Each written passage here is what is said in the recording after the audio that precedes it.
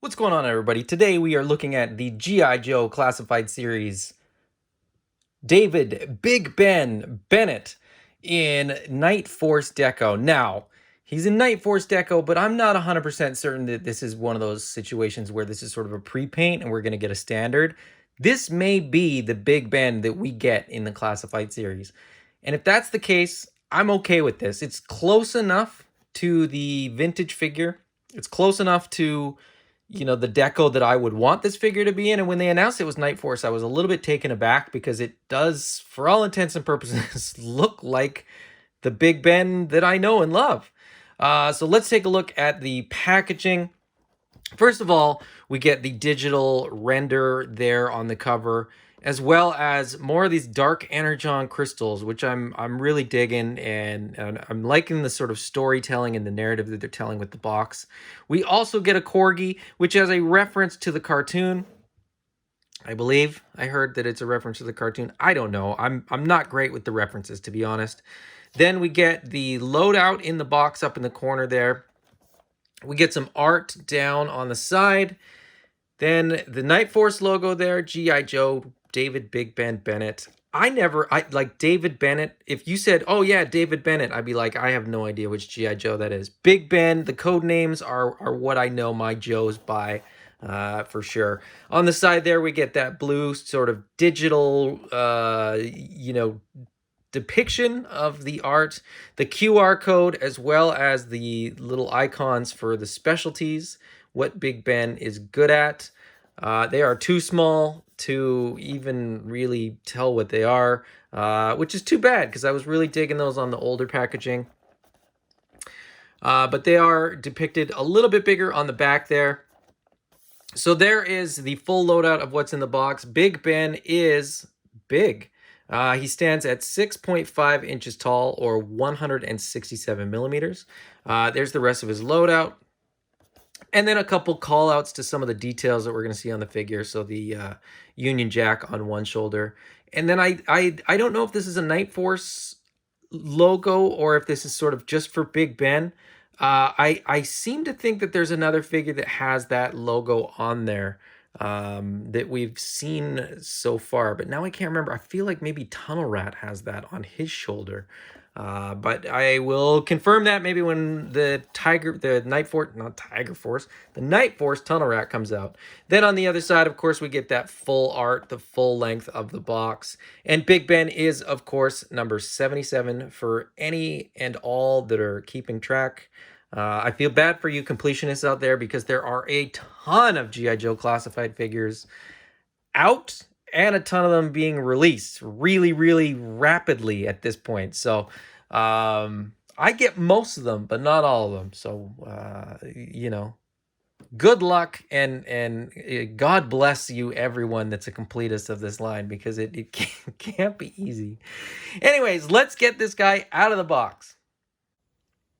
First impressions of the figure, he looks really, really good. Like I said, it feels like the vintage figure. I don't have the vintage figure on hand, so I can't compare him directly right away. But the sculpting is good. The detail work is good. I just realized that I don't think I don't think this is on straight. I think the little sort of skirt bit is a little bit crooked. I'll have to fix that. I'll probably have to heat that up to fix it because it's very, very snug. But altogether, the sculpting is really nice. The detail, as I said, is very good. I mean, the coat looks great. There's lots of detail. There's lots of sort of creases. The cuff is on there even. The pants look good. Everything about this guy looks really, really good. Little detail on the head. I thought there was some sort of weird, misshapen thing going on, but he's got sort of a headset or something like that, which is a cool little detail. I wish it wasn't quite the same color as everything else that's going on there because it does sort of get lost in the sculpt a little bit. I think they could have maybe painted it black or silver or something, and had it stand out a little bit more. But as I said, the face sculpt is very, very good, and all the details work really, really well on the figure. He's got the Joe Pro on the shoulder. As I said, the Union Jack on one sleeve, and then that sort of griffin on the other sleeve. Altogether, just a really, really good looking figure. Let's take a look at the accessories. So first up, we get his little his little sort of machine gun, which, you know, I do have I have a couple complaints about some of these accessories. First off, there's like 0 paint apps on most of them, and this gray plastic feels a little cheap, even compared to like black plastic. I don't know what it is. It like sometimes, you know, certain colors of plastic just look more plasticky, and this gray I think is one of those colors. But it's not the end of the world. I mean, the accessories are still pretty good, and you know, my gripes about them notwithstanding, I think the loadout is pretty decent for this figure. We also get a silencer or suppressor. I still don't know what the difference is in terms of the two terms there, but that is going to fit nicely onto that guy there. So that is pretty cool. Then we get this, which is a pretty interesting looking weapon. My complaint here is that this thing is so crooked. Not the end of the world. A little bit of heat is going to fix that as well. When he gets his hot bath, I'll just throw this in there, straighten it out. Hot water for about a minute, and then run it under hot water for a minute, then sort of bend it, then put it under cold water. You're good to go. There's a little fold down grip on the front there, which is quite loose. Again, maybe a complaint there. This is sort of like a double-barreled weapon, if you can see that. Which is weird, but kind of fun. It's a different weapon than we've seen so far, and you know, I'm here for that. This does come with the removable magazine there, so it's a good looking weapon, and once it's straight, I think this is gonna be a really cool weapon. I really like the design. I'm a little bit bummed that it's so crooked.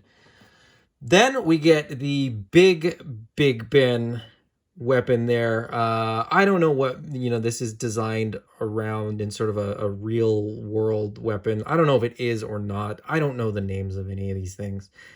Feel free to let me know in the comments there if you know.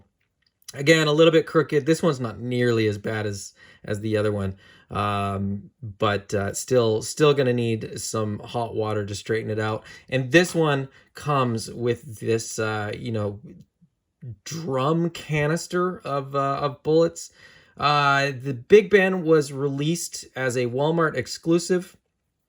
Went up for pre-order at the same time as the Range Viper. The Range Viper has sort of a similar thing going on. It's got a bigger machine gun with one of those canisters with the bullets that sort of feed into the gun. This is a bigger gun than that one. The canister is bigger. Big Ben is bigger. So just altogether, just sort of a bigger offering than the Range Viper, which is also a really, really good figure. And then last but not least, this is a pretty cool inclusion as far as accessories go. We get this alternate head with a gas mask. Cool paint on here. There's the eyes are quite metallic silver. Then you get the gas mask. Now the neck is attached. The head and neck are one piece. And just out of curiosity's sake, I wanted to know, you know, how hard it is to pop that off. Now, when you pop Big Ben's head off, the neck just very easily comes with it. And then you could just go ahead and pop the other head on. It does limit articulation, you know, the mobility in the neck. Same issue with the Range Viper. The helmet on the Range Viper kind of limits what you can do with the head. Because there's sort of one less point of articulation here. I don't know. I mean, it looks great. Don't get me wrong. It looks really, really cool, and I'm happy to have it. But to me, that's more of an accessory. And for me, Big Ben is always going to be displayed with that head on there. So there he is with the accessories. Let's get this guy all loaded up. Here's Big Ben all loaded up. He looks really, really good. The weapons suit him very, very well, in my opinion. One thing that I noticed as I was actually loading him up is that there is a tripod on the big gun as well. It's just very well integrated into the design. And now that I've put it back, it doesn't want to pop back out. So there's legs on that one as well, which is pretty cool. I don't know that I'm ever gonna need it in that position, but as I said, it's integrated very well into the design. It actually kind of tucks away into the sculpt there, if you can sort of see that. The small gun loads into the holster on his thigh there. The silencer fits in his belt. There's also room here for the magazine from the smaller gun. The weird thing is it doesn't come with a spare, so you can't have one in the pocket and one in the gun, which seems odd to me. I mean, I would have liked to maybe have a spare one of those, because that way it could go in the belt. But altogether, I'm not really complaining about that. You can't see the back anyway, so it's not really going to be that big of a deal one way or the other. I would say again that this is it's a great figure. If you like Big Ben, then this is a worthy version of that character. It is definitely a figure worth picking up. You know, maybe you'll get lucky and your Walmart will get some of these guys in stock if you weren't able to get them online. And then you can have him go up against these bad boys, these nasty brain helmeted survivalists. Just some great figures, and I would say that the G.I. Joe brand team at Hasbro just keeps knocking these things out of the park. These are absolutely stunning figures, and I'm happy to be getting more in my collection. I'm a little anxious about how many we're getting and how fast, but beggars can't be choosers, I suppose.